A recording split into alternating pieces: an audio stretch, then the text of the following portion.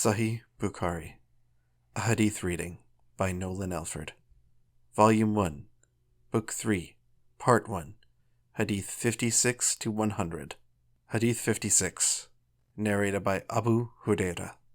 While the Prophet was saying something in a gathering, a Bedouin came and asked him, "When would doomsday take place?" Allah's Apostle continued his talk, so some people said that Allah's Apostle had heard the question, but did not like what that Bedouin had asked. Some of them said that Allah's Apostle had not heard it. When the Prophet finished his speech, he said, "Where is the questioner who inquired about doomsday?" The Bedouin said, "I am here, O Allah's Apostle." Then the Prophet said, "When honesty is lost, then wait for doomsday." The Bedouin said, "How will that be lost?" The Prophet said, "When the power or authority comes in the hands of unfit persons, then wait for doomsday." Chapter 57, narrated by Abdullah bin Amr. Once the Prophet remained behind us in a journey. He joined us while we were performing ablution for the prayer which was overdue. We were just passing wet hands over our feet and not washing them properly, so the Prophet addressed us in a loud voice and said twice or thrice, "Save your heels from the fire." Chapter 58, narrated by Ibn Umar. Allah's Apostle said, "Amongst the trees there is a tree, the leaves of which do not fall, and is like a Muslim." "Tell me the name of that tree." Everybody started thinking about the trees of the desert areas, and I thought of the date palm tree, but felt shy to answer. The others then asked, "What is that tree, O Allah's Apostle?" He replied, "It is the date palm tree." Chapter 59. Author's note: Hadith 59 to 62 are the same as the previous Hadith 58. They're just narrated from the perspective of different people to help collaborate and corroborate the authenticity of the statement. Chapter 63, narrated by Anas bin Malik. While we were sitting with the Prophet in the mosque, a man came riding on a camel. He made his camel kneel down in the mosque, tied its foreleg, and then said, "Who amongst you is Muhammad?" At that time, the Prophet was sitting amongst his companions, leaning on his arm. We replied, "This white man, reclining on his arm." The man then addressed him, "O son of Abdul Muttalib." The Prophet said, "I am here to answer your questions." The man said to the Prophet, "I want to ask you something and will be hard in questioning, so do not get angry." The Prophet said, "Ask whatever you want." The man said, "I ask you by your Lord, and the Lord of those who were before you, has Allah sent you as an apostle to all the mankind?" The Prophet replied, "By Allah, yes." The man further said, "I ask you, by Allah, has Allah ordered you to offer 5 prayers in a day and night?" The Prophet replied, "By Allah, yes." The man further said, "I ask you, by Allah, has Allah ordered you to observe fasts during this month of the year?" The Prophet replied, "By Allah, yes." The man further said, "I ask you by Allah, has Allah ordered you to take zakat from our rich people and distribute it amongst our poor people?" The Prophet replied, "By Allah, yes."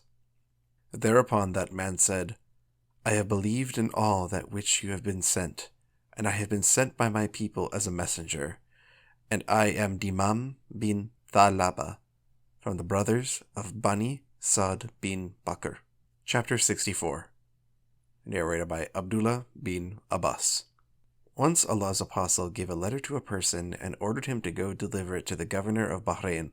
He did so, and the governor of Bahrain sent it to Khusros, who read that letter and then tore it to pieces. Author's note: The sub-narrator Ibn Shihab thinks that Ibn al-Musayyib said that Allah's Apostle invoked Allah against them, saying, "May Allah tear them into pieces and disperse them all totally." Chapter 65, narrated by Anas bin Malik.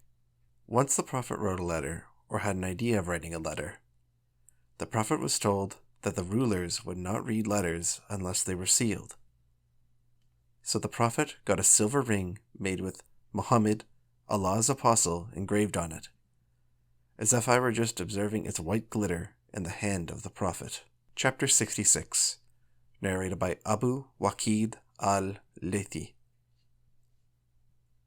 While Allah's apostle was sitting in the mosque with some people, 3 men came.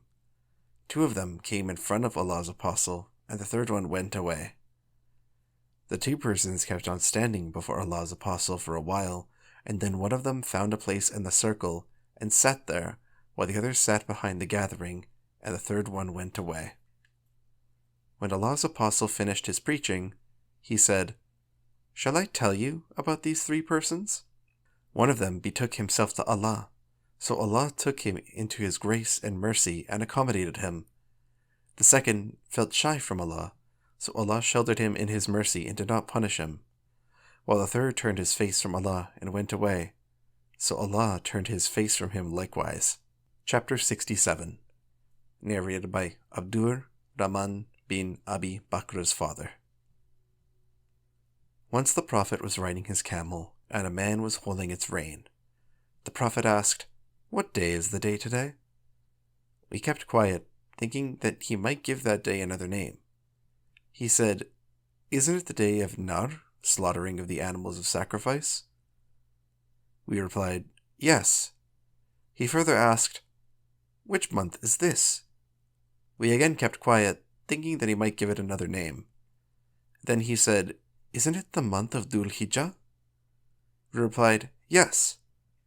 He said, "Verily, your blood, property, and honor are sacred to one another, like the sanctity of this day of yours, in this month of yours, and in this city of yours. It is incumbent upon those who are present to inform those who are absent, because those who are absent might comprehend what I have said better than the present audience."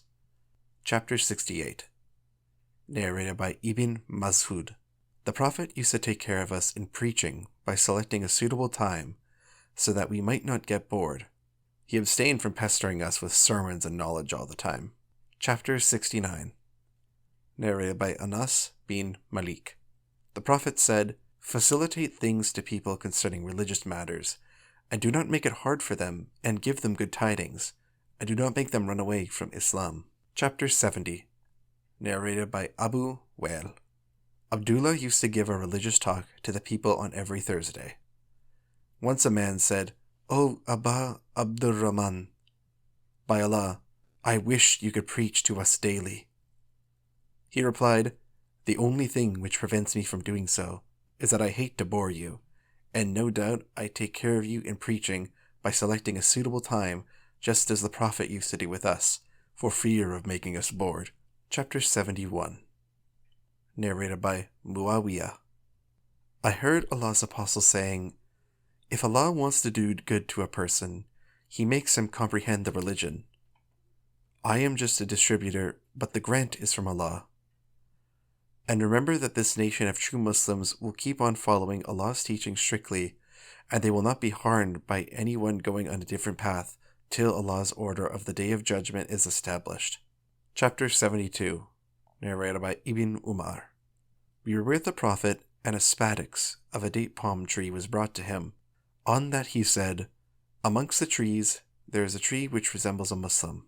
I wanted to say that it was the date palm tree, but as I was the youngest of all of them, I kept quiet.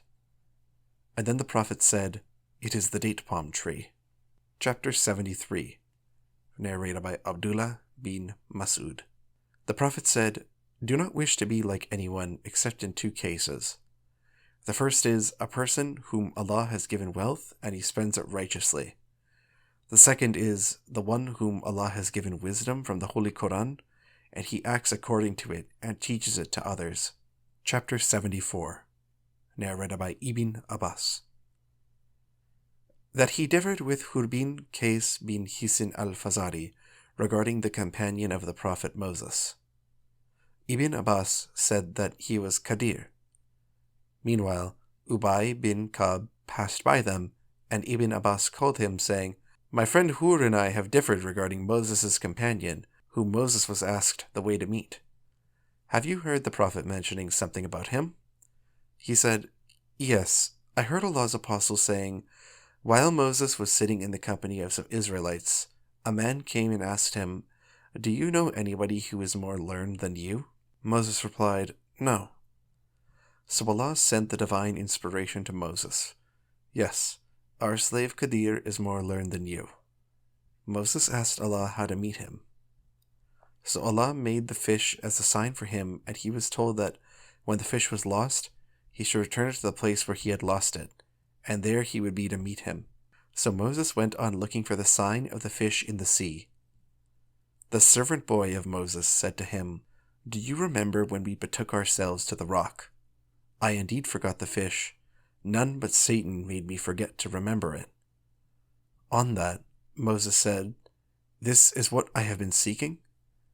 So they went back, retracting their footsteps, and found Qadir. What happened further to them is narrated in the Holy Quran by Allah. Chapter 75, narrated by Ibn Abbas. Once the Prophet embraced me and said, O Allah, bestow on him the knowledge of the book of the Quran. Chapter 76, narrated by Ibn Abbas. Once I came riding a she-ass and had just attained the age of puberty. Allah's apostle was offering the prayer at Mina. There was no wall in front of him, and I passed in front of some of the row while they were offering their prayers. There I let the she-ass loose to graze and entered the row, and nobody objected to it. Chapter 77, narrated by Mahmud bin Rabia. When I was a boy of 5, I remember the Prophet took water from a bucket with his mouth and threw it on my face. Chapter 78, narrated by Ibn Abbas. Author's note, this is the same story of Moses' companion that was being debated before. This is just written once more. Chapter 79, narrated by Abu Musa. The Prophet said, The example of guidance and knowledge with which Allah has sent me is like abundant rain falling on the earth, some of which was fertile soil that absorbed rainwater and brought forth vegetation and grass in abundance. And another portion of it was hard and held the rain, and Allah benefited the people with it, and they utilized it for drinking, making their animals drink from it, and for irrigation of the land for cultivation. And a portion of it was barren, which could neither hold the water nor bring forth vegetation. The first is the example of the person who comprehends Allah's religion and gets benefit, which Allah has revealed through me. The Prophet learns and then teaches others. The last example is that of a person who does not care for it and does not take Allah's guidance revealed through me. Chapter 80, narrated by Anas. Allah's apostle said, From among the portents of the hour are the following. 1. Religious knowledge will be taken away by the death of religious learned men. 2. Religious ignorance will prevail. 3. Drinking of alcoholic drinks will be very common. 4. There will be a prevalence of open illegal sexual intercourse. Chapter 81, narrated by Anas. I will narrate to you a hadith, and none other than I will tell you about it after. I heard Allah's apostle saying, From among the portents of the hour are the following. 1. Religious knowledge will decrease. 2. Religious ignorance will prevail. 3. There will be prevalence of open illegal sexual intercourse. 4. Women will increase in number and men will decrease in number so much that 50 women will be looked after by one man. Chapter 82, narrated by Ibn Umar. Allah's apostle said, While I was sleeping, I saw that a cup full of milk was brought to me, and I drank my fill till I noticed the milk, and I drank my fill till I noticed its wetness coming out of my nails.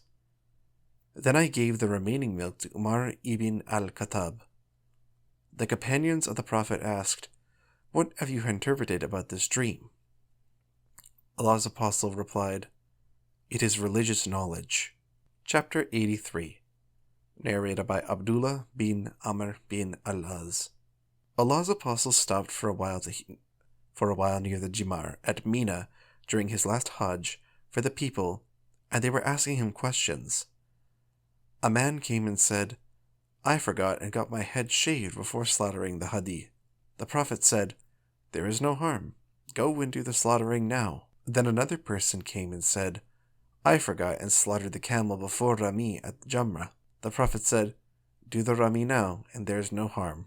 The narrator added, So on that day, when the Prophet was asked about anything regarding the ceremonies of Hajj performed right or after its due time, his reply was, Do it now, and there is no harm. Chapter 84, narrated by Ibn Abbas. Somebody said to the Prophet during his last Hajj, I did the slaughtering before the Rami. The Prophet beckoned with his hand and said, There is no harm in that. Then another person said, I got my head shaved before offering the sacrifice. The Prophet beckoned with his hand, saying, There is no harm in that. Chapter 85, narrated by Abu Hurairah. The Prophet said, Religious knowledge will be taken away by the death of religious scholars as ignorance in religion and afflictions will appear, and Harj will increase. It was asked, What is Harj, O Allah's Apostle? He replied by beckoning with his hand, indicating killing. Chapter 86, narrated by Asma. I came to Aisha while she was praying, and said to her, What has happened to the people? She pointed out towards the sky. I looked towards the mosque, and saw the people offering the prayer. Aisha said, Subhanallah. I said to her, Is there a sign? She nodded with her head, meaning yes. I, too, then stood in prayer for the eclipse, till I became nearly unconscious, and later I poured water on my head. After the prayer, the Prophet praised and glorified Allah, and then said, Just now, at this place, I have seen what I have never seen before, including paradise and hell. No doubt it has been inspired to me that you will be put to trials in your graves, and these trials will be like the trials of Masih ad-Dajjal, or nearly like it. You will be asked, What do you know about this man, the Prophet Muhammad? Then the faithful believer will reply, He is Muhammad, Allah's apostle, who had come to us with clear evidences and guidance, and so we accepted his teachings and followed him, and he is Muhammad. And he will repeat it thrice. Then the angels will say to him, Sleep in peace, as we have come to know that you are a faithful believer. On the other hand, a hypocrite or a doubtful person will reply, I do not know, but I heard the people saying something, and so I said the same. Chapter 87, narrated by Abu Jamrah. I was an interpreter between the people and Ibn Abbas.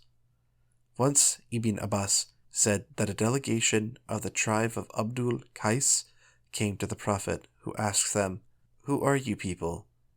Or, Who are the delegates? They replied, We are from the tribe of Rabi'a. Then the Prophet said to them, Welcome, O people. Neither will you have disgrace, nor will ye regret. They said, We have come to you from a distant place, and there is a tribe of the infidels of Mudar intervening between you and us, and we cannot come to you except in the sacred month. So please order us to do something good, and that we may also inform our people whom we have left behind at home, and that we may enter paradise by acting on them. The Prophet ordered them to do 4 things, and forbade them from 4 things. He ordered them to believe in Allah alone, the Honorable, the Majestic, and said to them, Do you know what is meant by believing in Allah alone? They replied, Allah and His Apostle know better.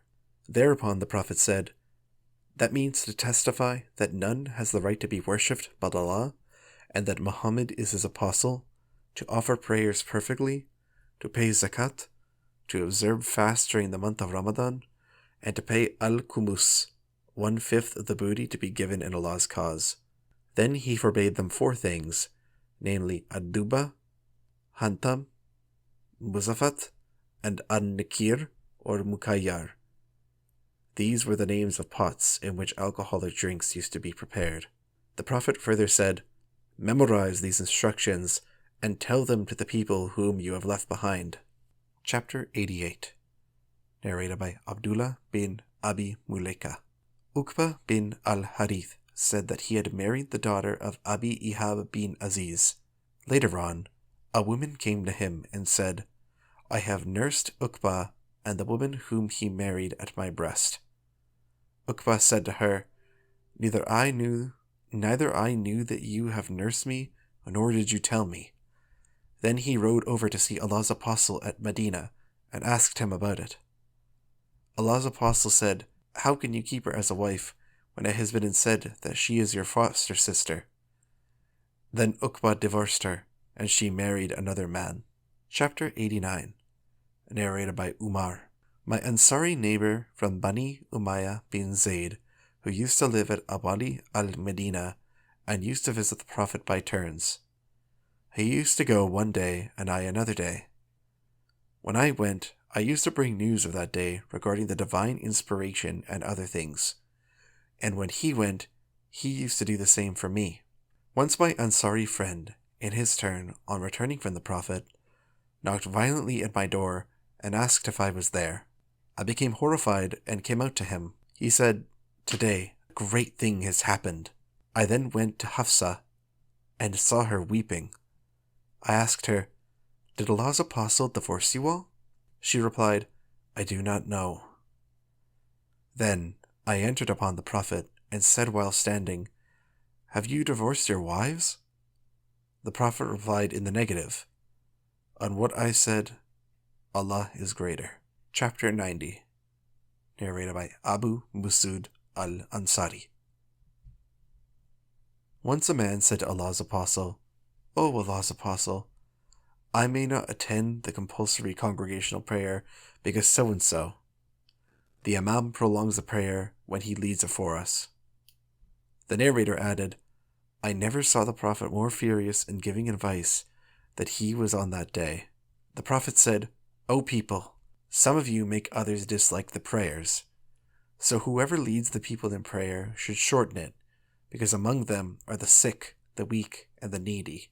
Chapter 91, narrated by Zayd bin Khalid al-Juhani. A man asked the Prophet about the picking up of a lukata. The Prophet replied, Recognize and remember its tying material and its container, and make public announcement about it for 1 year. Then utilize it, but give it to its owner if he comes. Then the person asked about the lost camel. On that, the Prophet got angry, and his cheeks on his face became red, and said, You have no concern with it, as it has its water container, and its feet, and it will reach water, and eat leaves of trees till its owner finds it. The man then asked about the lost sheep. The Prophet replied, It is either for you, for your brother, or for the wolf. Chapter 92, narrated by Abu Musa. The Prophet was asked about things which he did not like, but when the questioners insisted, the Prophet got angry. He then said to the people, Ask me anything you'd like. A man asked, Who is my father? The Prophet replied, Your father is Hudhafa. Then another man got up and said, Who is my father, O Allah's Apostle? He replied, Your father is Salim, Malla, the freed slave of Shaiba. So when Umar saw that anger on the face of the Prophet, he said, O Allah's Apostle, we repent to Allah for offending you. Chapter 93, narrated by Anas bin Malik. One day, Allah's Apostle came up before the people, and Abdullah bin Hudhafa stood up and asked him, Who is my father? The Prophet replied, Your father is Hudhafa. The Prophet told them repeatedly in anger to ask him anything they liked. Umar knelt down before the Prophet and said thrice, We accept Allah as our Lord and Islam as our religion and Muhammad as our Prophet. After that, the Prophet became silent. Chapter 94, narrated by Anas. Whenever the Prophet asked permission to enter, he knocked the door thrice with greeting, and whenever he spoke a sentence, he used to repeat it thrice. Chapter 95, narrated by Anas. Whenever the Prophet spoke a sentence, he used to repeat it thrice, so that people could understand it properly from him, and whenever he asked permission to enter, he knocked on the door thrice with greeting. Chapter 96, narrated by Abdullah bin Amr. Once Allah's Apostle remained behind us in a journey. He joined us while we were performing ablution for the Asr prayer, which was overdue. We were just passing wet hands over our feet, not washing them properly, so the Prophet addressed us in a loud voice and said twice or thrice, Save your heels from the fire. Chapter 97. Narrated by Abu Burda's father. Allah's Apostle said, 3 persons will have a double reward. 1. A person from the people of the Scriptures who believed in his prophet Jesus or Moses and then believed in the prophet Muhammad, i.e., they have embraced Islam. 2. A slave who discharges his duties to Allah and his master. 3. A master of a woman slave who teaches her good manners and educates her in the best way possible and manumits her and then marries her. Chapter 98. Once Allah's Apostle came out while Bilal was accompanying him. He went towards the women thinking that they had not heard his sermon, so he preached them and ordered them to pay alms. Hearing that, the women started giving alms. Some donated their earrings, some gave their rings, and Bilal was collecting them in the corner of his garment. Chapter 99. Narrated by Abu Hurairah. I said, O Allah's Apostle, who will be the luckiest person? He will gain your intercession on the day of resurrection. Allah's Apostle said, O Abu Hurairah, I have thought that none will ask me about it before you, as I know your longing for the learning of Hadiths. The luckiest person who will have my intercession on the day of judgment will be the one who said sincerely from the bottom of his heart, None has the right to be worshipped but Allah. And Umar bin Abdul Aziz wrote to Abu Bakr bin Hazm, Look for the knowledge of Hadith and get it written, as I am afraid that religious knowledge will vanish and the religious learned men will pass away. Do not accept anything save the Hadiths of the Prophet. Circulate knowledge and teach the ignorant, for knowledge does not vanish except when it is kept secretly to oneself. Chapter 100. Narrated by Abdullah ibn Dinar. Abdullah ibn Dinar also narrates the same above statement, as has been narrated by Umar bin Abdul Aziz, up to the point of where it says, the religious scholar learned men will pass away.